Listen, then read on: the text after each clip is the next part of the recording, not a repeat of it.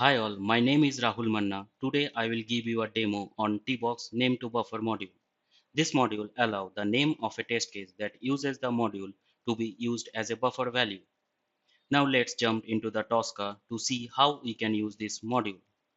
So this module comes with the standard module of Tosca. To get this module, you have to go standard modules, then Tbox Automation Tool, then buffer operation, and inside the buffer operation you can get Tbox Name to Buffer. Now I will drag and drop this module inside our test case.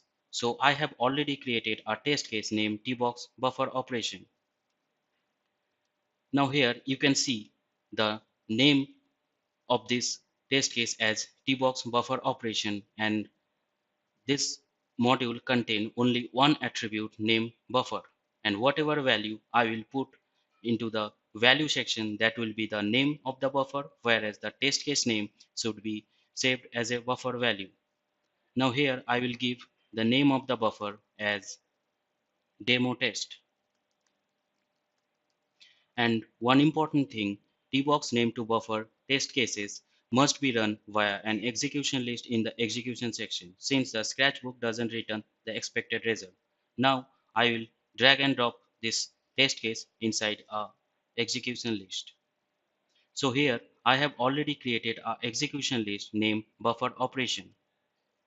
Now I will run this execution list to get the expected result. Now,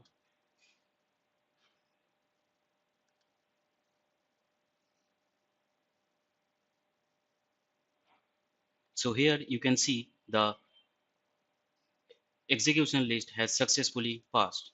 Now if I go to the log info section, so here you can see the buffer with the name demo test has been set to value tbox buffer operation.